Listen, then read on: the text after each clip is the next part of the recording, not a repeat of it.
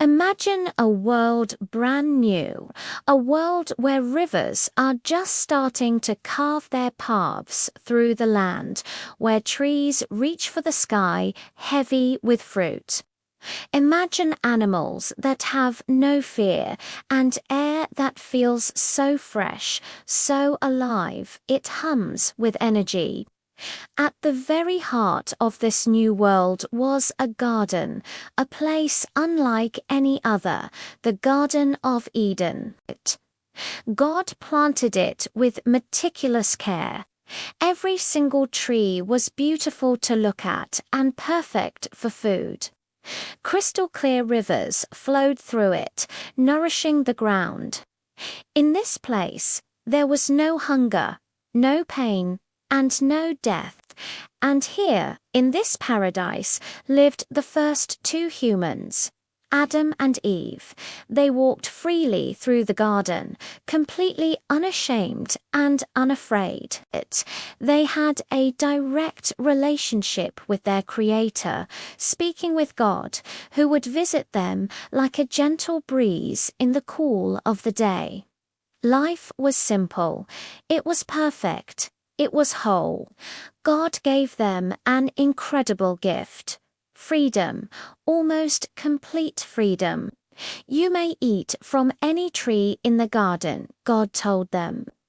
It was an invitation to enjoy everything He had made. But there was one condition, one boundary.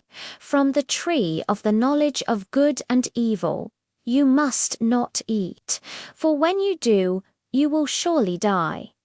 Adam and Eve heard the instruction. They understood it, and for a time they lived in perfect obedience, enjoying the fullness of life in the garden.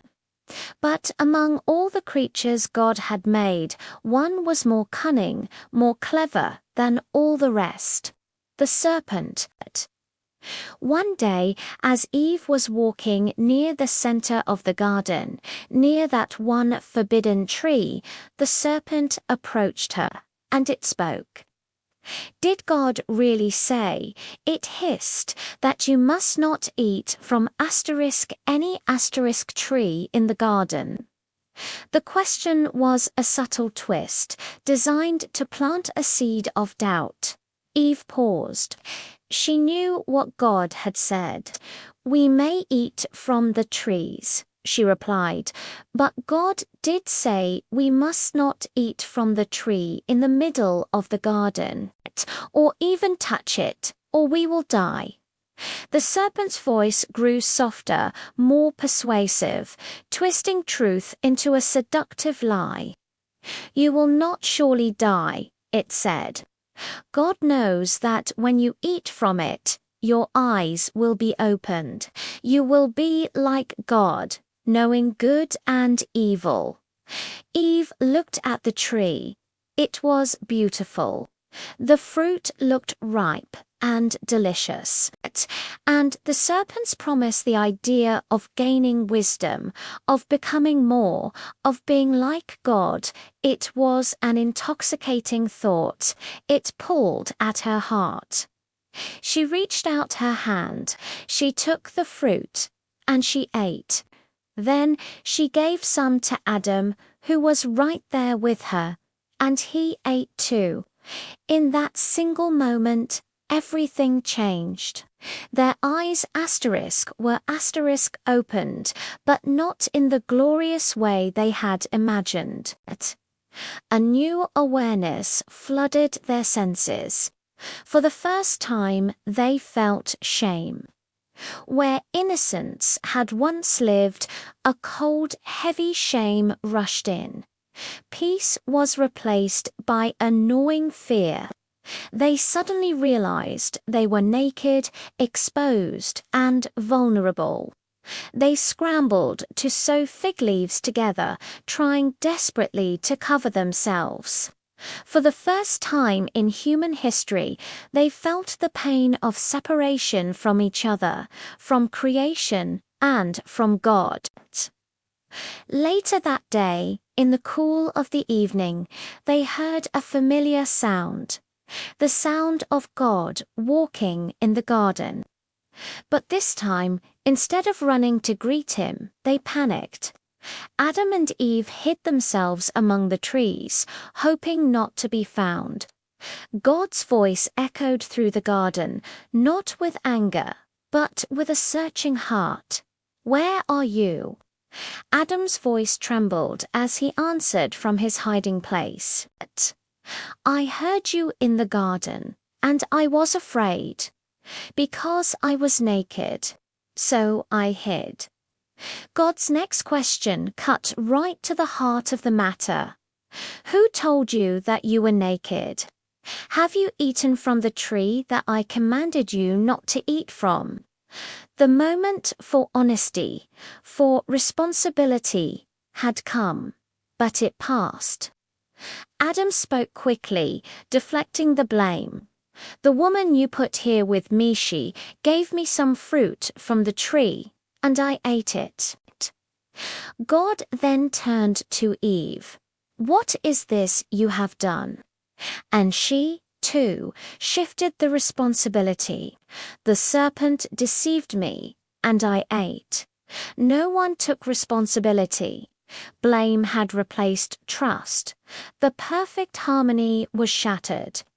God then spoke, and his words were not filled with rage, but with a deep and profound sorrow. He outlined the consequences of their choice. To the serpent, God declared that it would be humbled, cursed above all other creatures.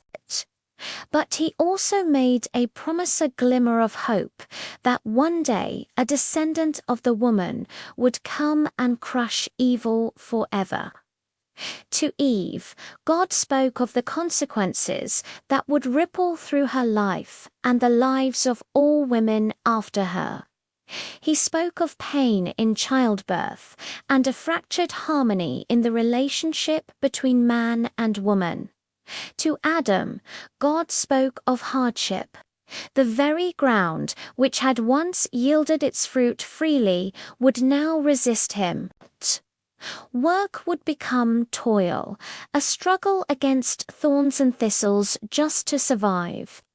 And then God delivered the hardest truth of all. Because they had chosen disobedience, because they had broken the one rule given to them, they could no longer remain in the garden. They could no longer live in God's perfect presence. Eternal life, in a state of innocence, was lost. They would now experience physical death. But even in this moment of judgment and loss, God's grace was present. He didn't abandon them to their shame. He saw their flimsy coverings of leaves, and he personally made them durable garments of skin to cover their nakedness. He cared for their immediate physical need. He sent them out of Eden not as enemies he was casting away, but as children who had chosen a more difficult, painful path. Angels with a flaming sword were placed at the entrance to the Garden of Eden, and the way back to the Tree of Life was closed. The world beyond Eden was now different. It was broken, but hope was not entirely gone. The story of Adam and Eve isn't just an ancient tale about the first two humans. It's a story that echoes in every one of our lives. It's a story about choice. It's about what happens when we listen to voices that promise us something better than what God offers. Voices that pull us away from trust and truth. But more than that, it's a story about grace. It shows us that even when humanity chose its own way, even in our greatest failure, God did not stop caring. He did not wash his hands of us. In fact, from that very moment of loss, a new plan began to unfold, a grand, sweeping story of redemption, a plan to restore everything that was lost in the garden. And that story, the story of God's relentless love and pursuit of humanity, continues to this day. Thanks for watching. If this story resonated with you, please like, share, and subscribe for more content that explores the depths of these timeless narratives. See you next time.